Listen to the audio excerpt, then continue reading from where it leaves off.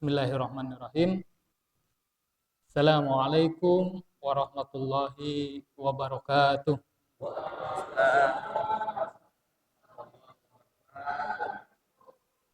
Alhamdulillah, alhamdulillahi rabbil alamin.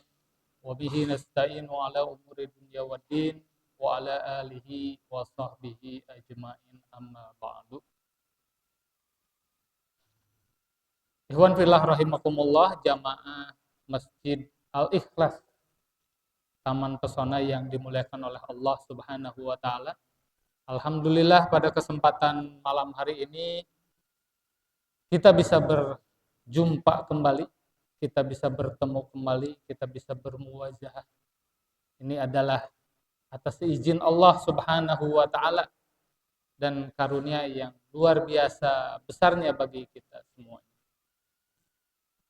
Salawat serta salam semoga senantiasa tercurah kepada junjungan alam baginda Rasulullah Muhammad sallallahu alaihi wasallam serta keluarga dan para sahabatnya serta umatnya hingga yaumil akhir.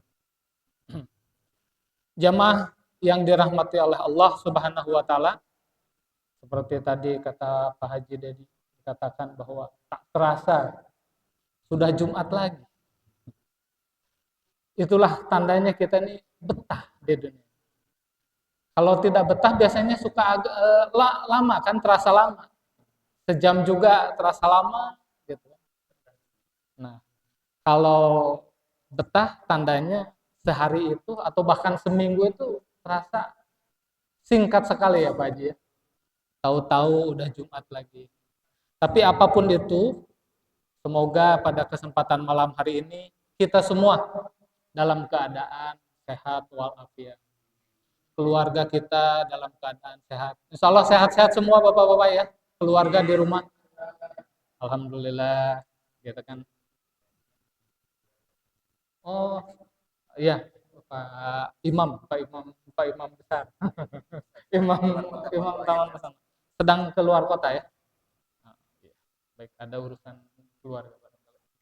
Oh tadi. Siapa namanya? Innalillahi wa inna ilaihi raji'un. Baik, Bapak-bapak rahimakumullah. Tadi seperti yang sudah disampaikan oleh Pak Haji Dedi bahwa tema kalau saya itu selalu setiap kebagiannya bulan setengah barangkali ya. Pesona. Menyesuaikan dengan tempatnya di Taman Pesona. Sejarah Islam dan kaum muslimin.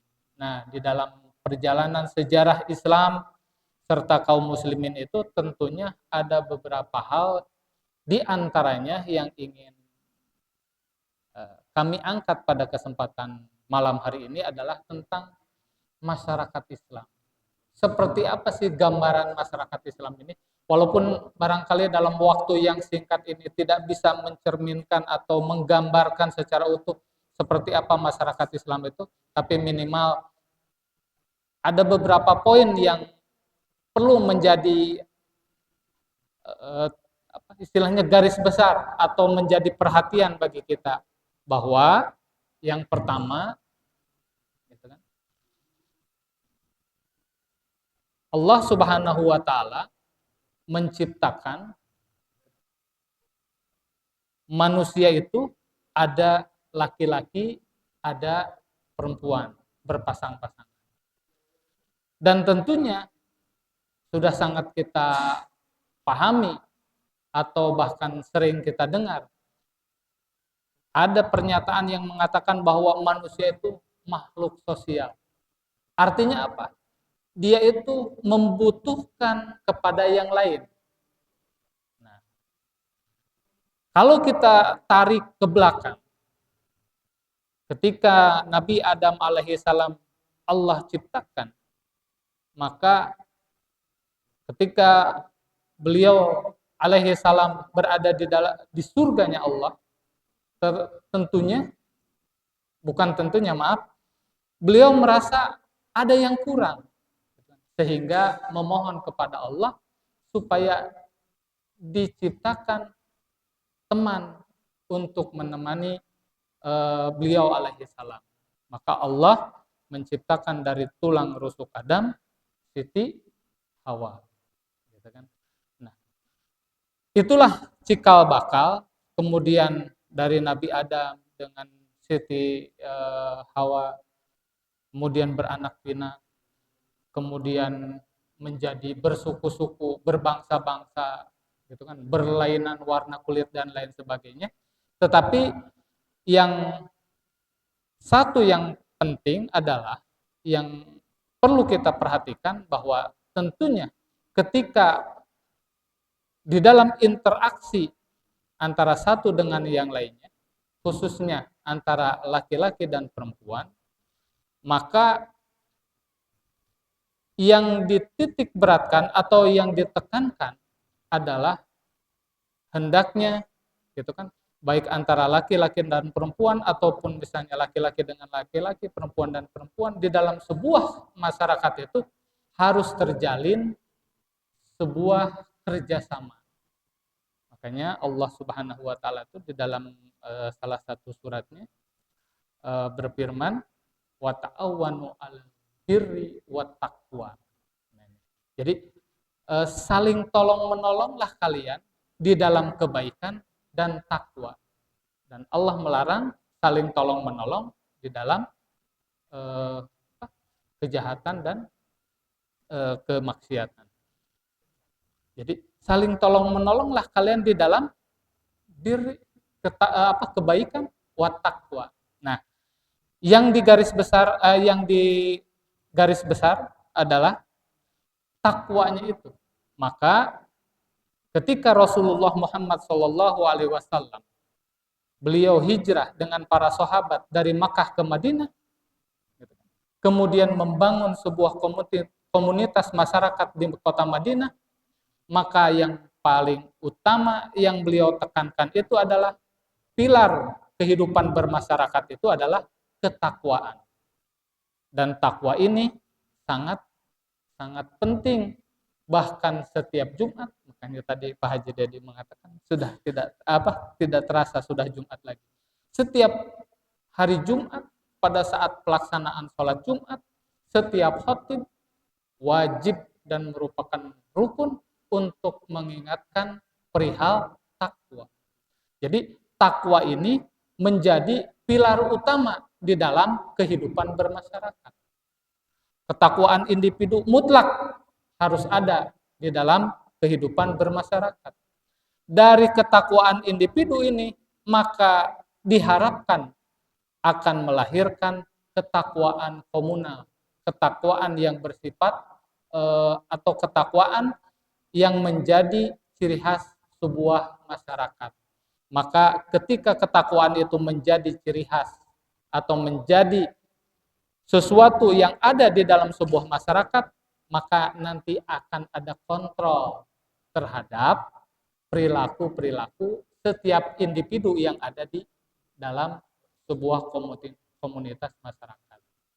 Nah, ketakwaan ini pula yang dibutuhkan atau yang diperlukan dan harus ada di dalam diri, gitu kan, setiap orang, terutama para pemimpin atau orang-orang yang diberi amanah untuk mengurusi urusan atau kepentingan dari masyarakat itu sendiri.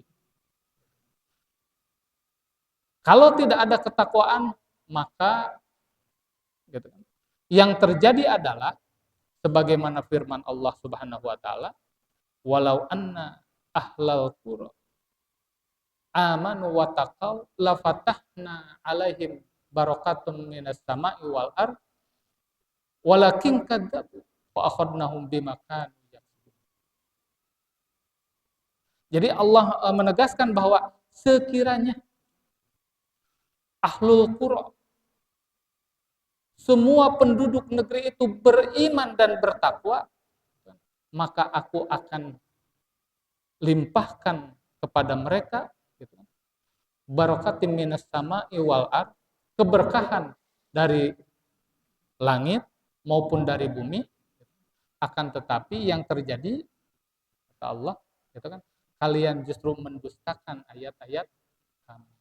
Maka kami ajab kalian karena perbuatan yang kalian lakukan. Jadi ketakwaan ini yang akan menjadikan sebuah negeri menjadi berkah. Terkait dengan berkah itu, para ulama mendefinisikan bahwa berkah itu adalah al-ziyadatul khair, bertambah-tambahnya kebaikan. Jadi misalnya, jika di masjid ini setelah dipasang AC, jamaahnya tambah banyak, maka itu AC-nya menjadi berkah. Jadi yang bertambah itu bukan hanya bayaran listriknya aja ya Pak Haji. Jamaahnya makin banyak, gitu kan. Masyarakatnya makin rukun, gitu kan. Tentram, aman. Tidak ada perselisihan. Walaupun ada perselisihan, bisa segera diselesaikan. Nah, ini berarti berkah. Kajiannya makin luar biasa, gitu. Jamaahnya makin semangat. Nah, ini tandanya keberkahan. Jadi bertambah-tambah kebaikan. Jadi orang yang memberikan infak atau sodakoh untuk pembangunan masjid ini pun akan mendapatkan keberkahan dari apa yang mereka keluar. Jadi keberkahan. Jadi kunci dari keberkahan itu adalah ketakwaan. Dan berkah itu adalah tandanya bertambah, semakin bertambahnya kebaikan yang kita lakukan. Jadi Bapak Ibu rahimakumullah, Bapak-bapak rahimakumullah, nggak ada ibu-ibunya ya. Bapak-bapak rahimakumullah, yang pertama, jadi yang ditekankan oleh Rasulullah Muhammad SAW di dalam kehidupan bermasyarakat itu adalah menekankan setiap individu itu untuk mereka itu bertakwa kepada Allah Subhanahu wa taala. Ya ayyuhalladzina ittaqullaha haqqa tuqatih wa la tamutunna illa wa antum muslimun. Wahai orang-orang yang bertakwalah kalian dengan sebenar-benarnya takwa, dan janganlah kalian mati melainkan dalam keadaan berserah diri kepada Allah, dalam keadaan Islam, berserah diri kepada Allah Subhanahu wa taala. Jadi yang pertama adalah Rasulullah Muhammad SAW membangun masyarakat Islam itu dengan landasan takwa, iman dan takwa. Takwaan inilah yang akan menjadikan kehidupan bermasyarakat itu mendapatkan keberkahan. Kalau masyarakatnya bertakwa, individunya bertakwa, masyarakatnya bertakwa, para pemimpinnya bertakwa, insya Allah negeri kita akan menjadi negeri yang penuh dengan keberkahan, negeri yang baldatun thayyibatun warabun ghafur, atau istilahnya itu gemah ripah loh jinawi, akan tentram ayem, tidak ada lagi kejahatan-kejahatan, tidak ada lagi kemaksiatan-kemaksiatan seperti halnya menipu, korupsi dan lain sebagainya. Karena apa? Karena individunya, masyarakatnya, dan para pemimpinnya melandasi setiap aktivitasnya dengan nilai-nilai takwa. Mau korupsi juga takwa.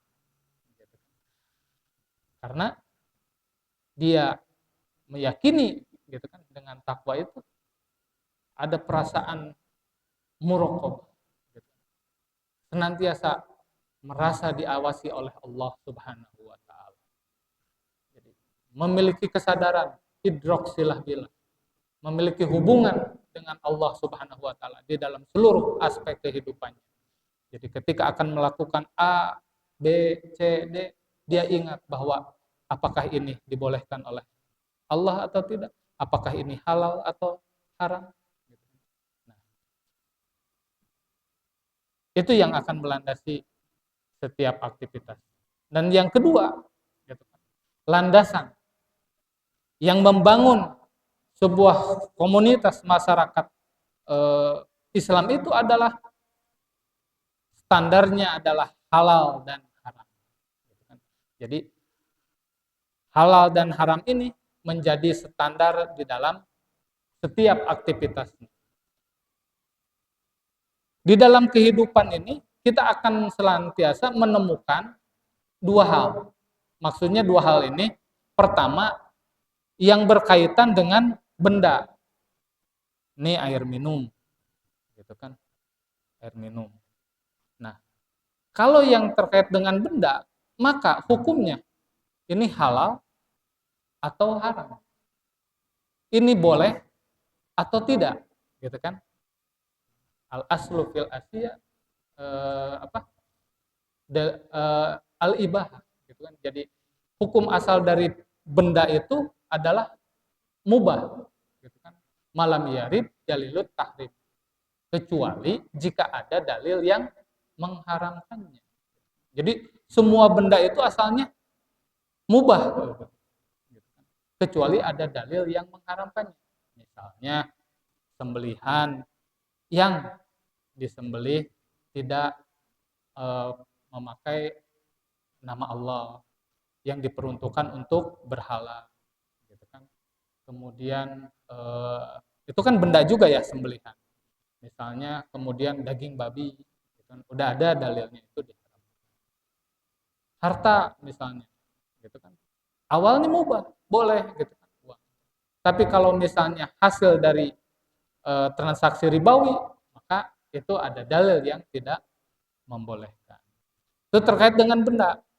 Nah, adapun terkait dengan perbuatan manusia, maka hukumnya ada wajib, kemudian ada sunnah atau mandub, kemudian ada mubah, gitu kan, kemudian ada makruh dan haram, ahkamul khamsah.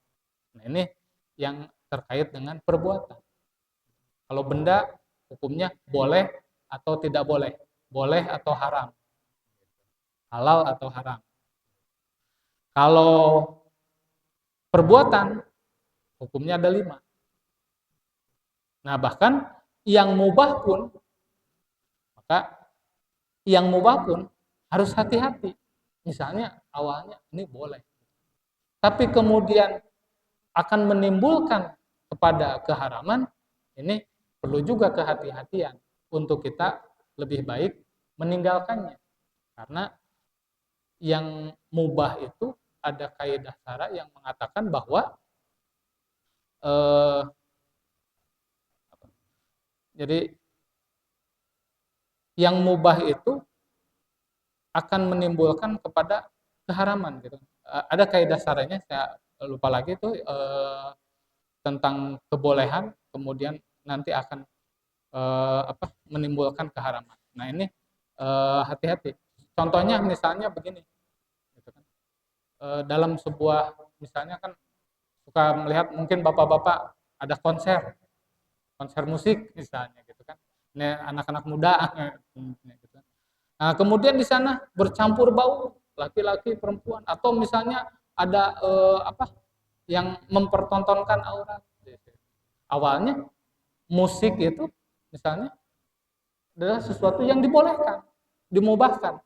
Tetapi karena ada sesuatu yang kemudian cenderung kepada keharaman, maka yang mubah tadi menjadi haram, yang perlu dijauhi. Karena ada hal-hal yang di situ, apalagi misalnya dalam sebuah misalnya, gitu kan, dalam sebuah konser itu ada di situ minuman keras, gitu kan, dan lain sebagainya yang diharamkan. Nah, itu. Jadi yang kedua, jadi standar di dalam kehidupan masyarakat itu adalah halal dan haram. Kemudian yang ketiga, Bapak-bapak rahimakumullah, yang menjadi tujuan dalam kehidupan masyarakat yang dibangun oleh Rasulullah Muhammad SAW itu adalah tujuannya adalah ridwanullah. Jadi tujuan bermasyarakat itu bukan untuk mencari keuntungan yang sebesar-besarnya, bukan untuk mencari harta dan lain sebagainya, tetapi tercapainya keridhaan Allah Subhanahu wa taala. Inilah 3 pilar yang kemudian dilakukan oleh Rasulullah Muhammad SAW, oleh para sahabat, gitu, kemudian oleh para tabi'in, kemudian oleh para tabi'in dan generasi-generasi pada masa keemasan Islam. Jadi mereka senantiasa menjadikan nilai-nilai takwa gitu kan, ada di dalam perilaku kehidupan sehari-hari. Kemudian nilai-nilai takwa itu juga ada di dalam kehidupan masyarakat, dan nilai-nilai takwa itu menjadi bagian dari tata cara bagaimana mengatur dan mengurus urusan dengan standar halal dan haram yang tujuannya adalah menggapai ridho Allah Subhanahu wa taala. Dan ini pernah dicontohkan oleh Khalifah Umar bin Khattab radhiyallahu anhu. Ketika beliau menjadi khalifah pada saat itu, maka tugas pemimpin itu adalah riayatus su'unil Maksudnya adalah mengurus berbagai urusan umat. Maka beliau gitu kan radhiyallahu anhu senantiasa di dalam sebuah kisah itu berkeliling pada malam hari untuk mengecek adakah di antara warganya yang pada malam itu dalam kondisi lapar atau tidak. Di dalam kisah itu ditemukan seorang ibu yang sedang memasak. Kemudian ada dua anaknya ya yang sedang menangis karena menunggu si ibu yang sedang memasak, tapi kok nggak mateng-mateng masakannya. Akhirnya Amirul Mukminin penasaran, kemudian menghampiri si ibu itu dan bertanya, apa yang kau masak? Gitu kan. Ternyata si ibu itu gitu kan, memasak batu, gitu kan, untuk istilahnya apa ya? Bukan membohongi. Kalau kata orang Sunda mah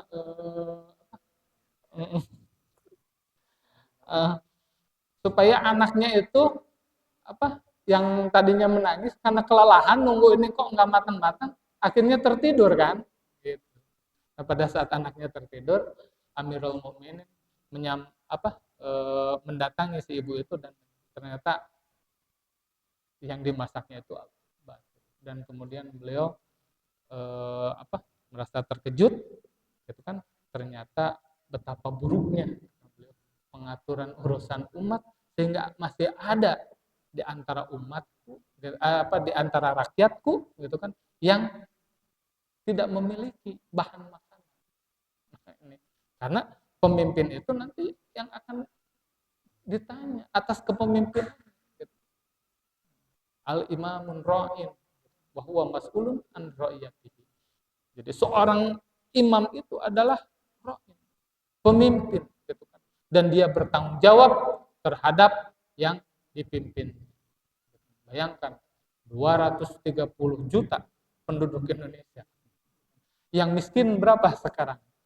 Adakah di antara penduduk miskin itu yang pada hari ini atau hari-hari sebelumnya kelaparan? Maka itu yang akan dimintai pertanggungjawaban kepada pemimpin, gitu kan, yang mengurusi urusan mereka sehingga mereka merasa kelaparan. Nah ini, jadi apa yang telah ditetapkan oleh Rasulullah terkait dengan bagaimana kehidupan bermasyarakat di dalam Islam itu ternyata bukan hanya sekedar teori, tetapi dipraktekkan oleh para penerus beliau, oleh para pengganti beliau, yaitu para khalifah setelah beliau wafat. Bahkan di masa Umar bin Abdul Aziz, itu kan, rakyat pada saat itu hidup berkecukupan sehingga tidak ada lagi yang mau menerima zakat. Artinya apa? Kalau tidak ada yang lagi yang mau menerima zakat, semuanya sudah menjadi kaya raya. Orang-orang yang berkecukupan bukan lagi tergolong sebagai fuqara dan masakin. Nah, berbeda mungkin dengan kondisi saat ini, ketika ada BLT, antriannya luar biasa. Barangkali itu Bapak-Bapak sebagai pengantar, mudah-mudahan bisa ada diskusi sampai menjelang sholat Isya. Begitu kan, Pak Haji? Iya. Ada waktu 15 menit. Saya tutup dulu untuk pengantarnya. Hadanallah wa iyyakum ajmain. Billahi taufiq wal hidayah. Wassalamualaikum warahmatullahi wabarakatuh.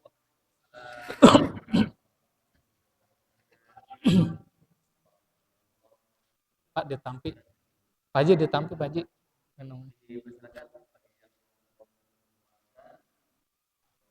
Iya, menambahkan. Ya.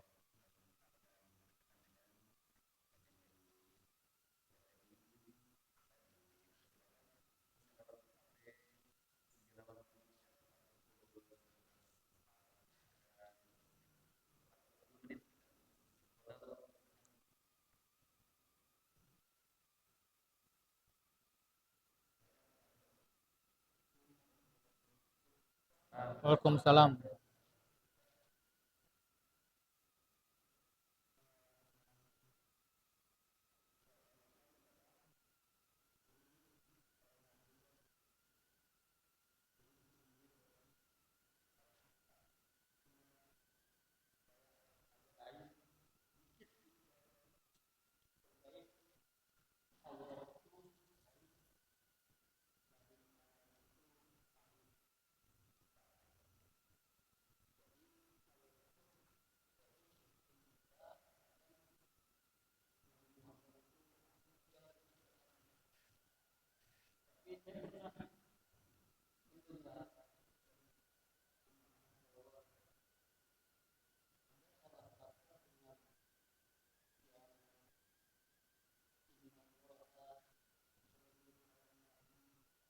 Innallaha.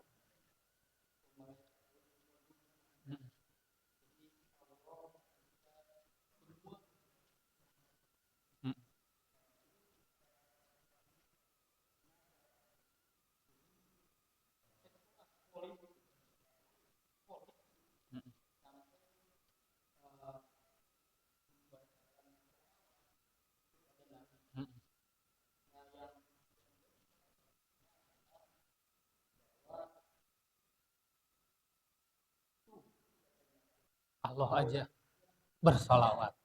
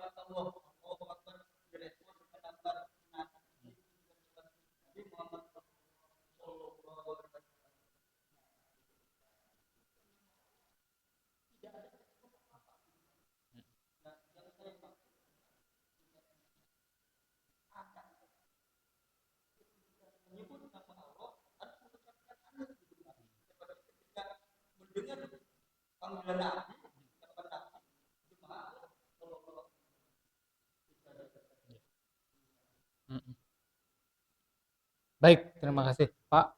Dengan Pak siapa? Pak Asep. Ya. Luar biasa nih pertanyaannya. Yang pertanyaannya adalah, adakah gitu kan ketika disebutkan nama Allah kita harus mengiringi dengan seperti halnya disebutkan nama Rasulullah Muhammad SAW. Ini yang pengetahuan saya berdasarkan apa yang ada di dalam Al-Quran. Jadi ciri-ciri orang mukmin itu ketika disebutkan nama Allah bergetarlah hatinya. Jadi nah itu disitulah tidak perlu dengan, kan memang Allah Subhanahu Wa Taala gitu kan. Gitu. Tapi bahwa yang disebutkan keterangan di situ adalah ketika kita mendengar nama Allah itu, maka sampai ke bergetar hati ya. Berarti kan lebih dari misalnya ucapan atau apa ya, langsung ke hati, Pak. Gitu kan. Berarti harus diresapi sama sekali diresapi sekali berarti kan, gitu kan, ketika kita mendengar Allah, nama Allah itu kan. Nah, makanya kan tadi kan idrok silah billah katakan kan, bahwa kesadaran akan hubungan dengan Allah. Jadi harus senantiasa. Allah itu kalau kata orang Sunda nyantel gitu. Nyantel itu apa Pak? Selalu ada di dalam hati kita. Makanya kan harus ada idrok silah billah, muraqabah gitu kan. Jadi perasaan-perasaan itu. Kalaupun misalnya ketika mendengar nama Allah dengan mengikuti seperti halnya mendengar nama Nabi Muhammad Shallallahu Alaihi Wasallam, kita kemudian bersolawat, memang walau alam saya belum mendengar penjelasannya, tetapi yang paling utama adalah bahwa ciri sebagai seorang mukmin itu ketika disebutkan nama Allah maka seharusnya bergetar. Nah, berarti kan tinggal ngukur ya sekarang Pak Haji, ngukur kita masing-masing. Adakah perasaan itu ketika kita mendengar nama Allah? Nah, jadi yang dianjurkan itu sampai bergetar, merinding itulah, merinding ketika mendengar nama Allah itu. Berarti kan lebih dari ucapan ya, Pak. Harus sampai meresap gitu kan, istilahnya tajasud gitu kan, tajasud menjasad di dalam diri kita sampai bergetar gitu kan, bergetar ketika mendengar. Adapun misalnya apa tadi, bahwa Allah Subhanahu wa taala aja bersolawat gitu. Ya memang Allah memerintahkan itu. Artinya apa? Bahwa Rasulullah Muhammad SAW walaupun makhluk yang Allah ciptakan tetapi memiliki kemuliaan gitu kan. Memiliki keutamaan dibandingkan dengan makhluk yang lain. Sehingga Allah dan para malaikat pun bersolawat gitu. Innallah wa malaikatahu yusholluna 'alan nabi ya ayyuhalladzina amanu. Nah, jika kalian orang-orang yang beriman bersolawat juga kepada Nabi. Makanya betul tadi dikatakan orang yang gak bersolawat itu pelit. Gitu kan, pelit. Karena dengan bersolawat itu harapannya, kan ini kebaikan Rasul itu sebaik-baiknya manusia itu kan Rasul ya. Gitu kan. Kalau dia bicara pahala barangkali ya sudah tidak terhitung barangkali. Kalau bicara tentang kebaikan, Rasulullah itu luar biasa. Gitu. Pernah suatu ketika Rasulullah akan ke Masjidil Haram. Di tengah jalan kemudian beliau dilempari dengan kotoran unta. Gitu. Apakah kemudian beliau menjadi dendam? Misalnya, awas saya tandain nih, rumah ini nih yang suka ngelempar saya dengan kotoran unta. Tidak. Justru yang beliau tandai itu adalah ketika beliau mau ke Masjidil Haram, pada hari itu kok nggak ada yang melempar dengan kotoran unta. Ini kemana? Sampai beliau kemudian bertanya kepada sahabat, kemana nih si Fulan? Biasanya suka melempar dengan kotoran, kok hari ini nggak ada. Kemudian dijelaskan bahwa si Fulan yang suka melempari engkau ya Rasulullah dengan kotoran unta itu hari ini sedang terbaring sakit. Demi mendengar kabar itu, apa yang kemudian dilakukan oleh Rasulullah? Bukannya, kalau kita mah barangkali, nah, rasain loh katanya, ini akibat perbuatan kepada saya. Apa yang dilakukan oleh Rasulullah SAW? Maka beliau menjadi orang yang pertama mengunjungi atau menjenguk si fulan yang sakit tersebut. Jadi kalau bicara kebaikan, Masya Allah, gitu kan, tidak ada lagi orang yang lebih baik daripada Rasulullah Muhammad SAW. Maka dengan sholawat itu, gitu, kita berharap bahwa kebaikan yang ada pada diri Rasulullah itu mudah-mudahan leleberannya ya gitulah kalau istilah orang Sunda, leleberannya sampai kepada kita. Makanya kan kalau di mukadimah itu semoga sholawat dan salam senantiasa tercurah kepada junjungan Allah baginda Rasulullah Muhammad Sallallahu Alaihi Wasallam, kepada keluarganya, para sahabatnya dan umatnya Mudah-mudahan kita ke bagian kebaikan dari sholawat itu. Bahkan di hari Jumat itu adalah hari yang sangat dianjurkan kita untuk memperbanyak sholawat atas Nabi. Gitu ya. Wallahu a'lam.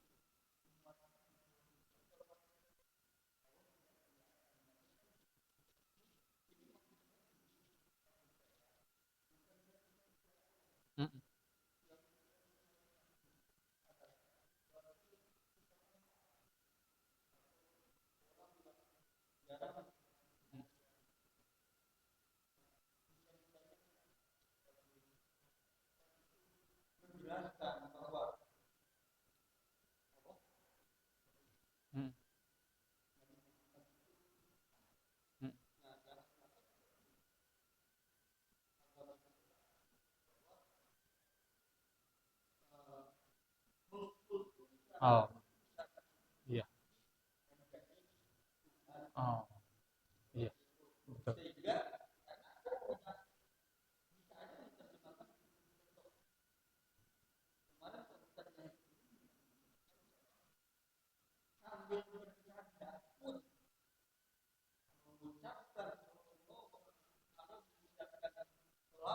Mm,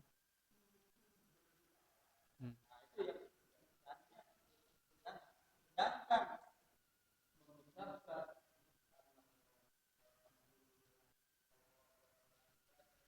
mm.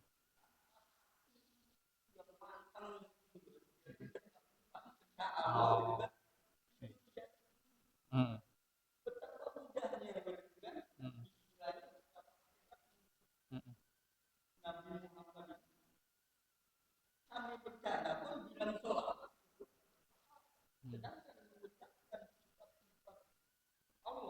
Iya. Mm,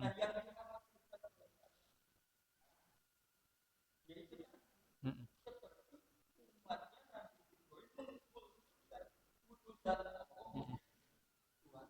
At- Atau umatnya Nabi Isa yang oh, Nabi Isa. Oh, bukan Nabi Ibrahim ya. Kirain Nabi kirain emang umatnya Nabi Ibrahim itu saya baru tahu gitu kan. Oh, iya. Nabi Isa alaihissalam sampai menyamakan gitu kan kedudukan, bahkan dia mengatakan sebagai, tapi kan itu ada juga Pak di dalam Al-Qur'an gitu bahwa Allah itu tidak eh, apa eh, beranak, bahkan tidak diperanakan gitu kan. Kemudian yang mengatakan bahwa Isa adalah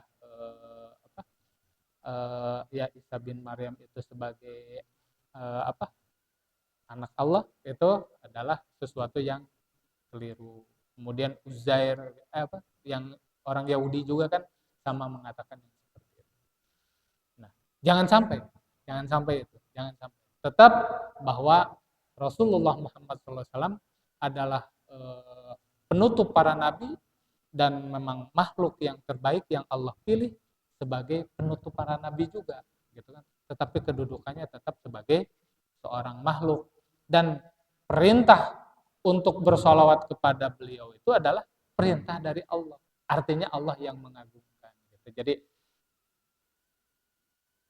pengagungan kepada Rasulullah Muhammad SAW itu adalah bukan dalam rangka mengkultuskan Rasulullah Muhammad SAW, bahkan menyamakan kedudukan beliau sebagai Al-Khaliq. Gitu. Tetapi Allah memerintahkan bahwa ini loh, gitu kan, manusia terbaik sebagai uswatun hasanah. Gitu, sebagai uswatun. Jadi banyak sekali kan ayat-ayat yang menyatakan tentang keutamaan Rasulullah Muhammad SAW. Bahkan ya tadi itu di dalam ayat tentang innallaha wa malaikatahu yusholluna ala nabi. Perintah bersolawat kepada Rasul. Jadi bukan berarti, nah jangan sampai ya, betul sekali tadi yang disampaikan oleh Pak Asep, jangan sampai kemudian kita menjadikan Rasulullah Muhammad SAW seperti halnya Al-Khalil. Gitu. Ya. Mudah-mudahan tidak seperti itu ya, Pak. Insyaallah. Ya, harus kita pahami semua. Jadi semua keutamaan Rasulullah itu karena memang Allah yang telah mengutusnya.